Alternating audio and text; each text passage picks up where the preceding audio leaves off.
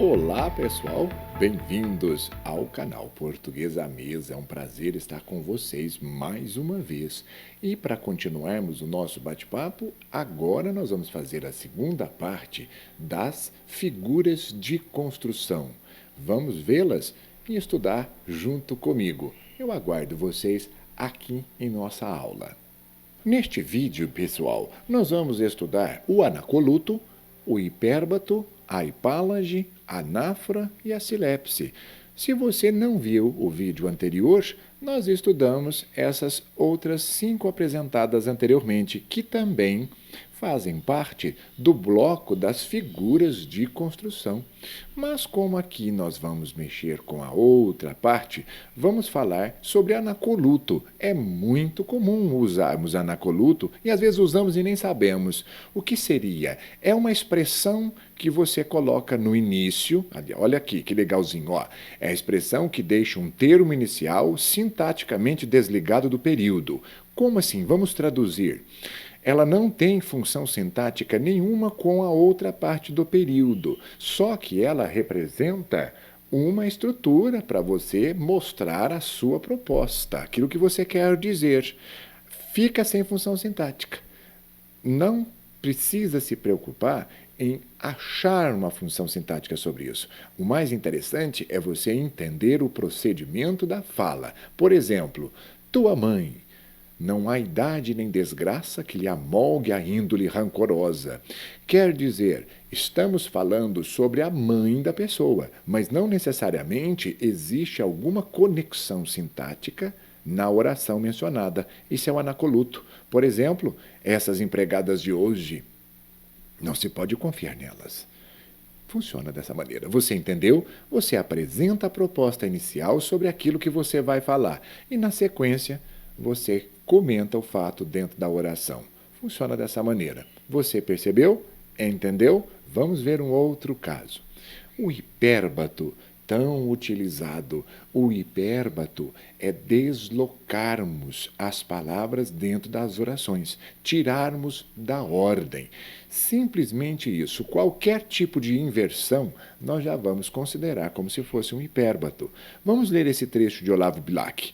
Na ordem direta, nós teríamos: bendito o que fez o fogo e o teto na terra. No hipérbato, nós colocamos: bendito o que na terra fez o fogo e o teto. Essas construções são muito bem montadas. Por quê? Porque frisam, porque mostram a versão que o autor quer dar para certos tipos de palavras que ele tira do lugar. Por exemplo, Tomás Antônio Gonzaga disse: é esta mesma barba, a mesma boca e testa do teu querido pai. A ordem original é esta do teu querido pai, a mesma barba, a mesma boca e testa. Ficou muito mais bonito. Quer dizer, dependendo da construção, você precisa perceber por que o hipérbato apareceu. Seria uma proposta sonora? Seria uma proposta de salientar algum termo dentro da oração para deixar mais claro a visão de mundo do autor? Tudo tem o seu motivo. Por isso é que essas figuras são tão usadas na mídia, nas poesias, nas obras em geral. Faça bom uso delas também. A hipálage não é tão conhecida, mas é uma característica bem interessante que nós temos. Por quê? Quando nós usamos hipálage, você atribui uma característica a uma palavra que pertence a uma outra. Por exemplo, da mesma frase, vamos falar assim: olha, um grito que seria um grito de ódio. Mas você insere uma palavra que se conecta ao grito, mas não tem essa característica dela. Isso é a hipálage. Por exemplo, em cada olho, um grito castanho.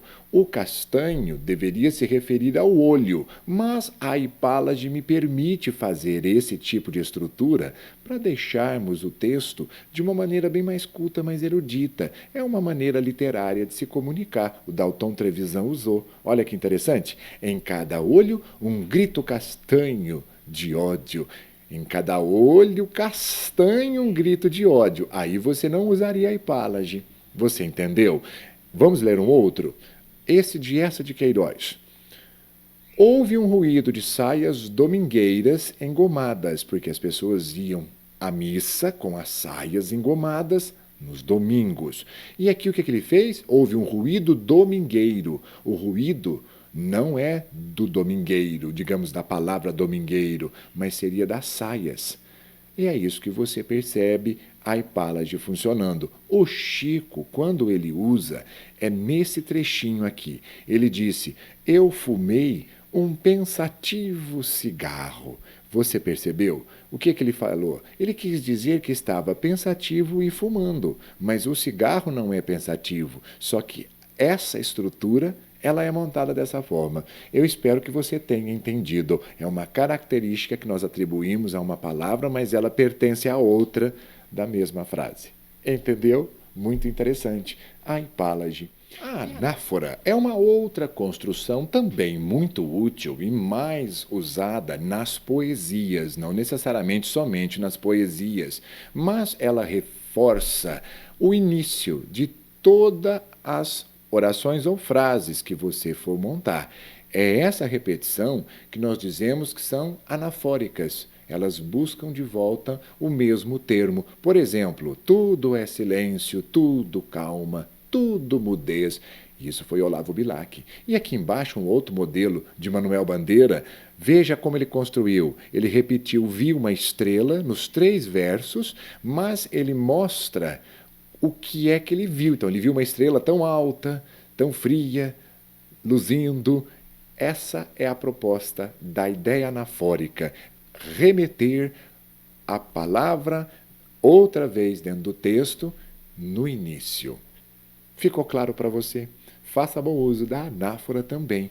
E nós sabemos que existe a silepse. E nós sabemos também que existe a silepse, também chamado de concordância ideológica. Por que seria uma concordância ideológica? Porque a ideia de concordância fica subentendida. Por exemplo, se você usar uma concordância de gênero como essa: velha, feminino, Santos, masculino. Você percebeu? Olha aqui.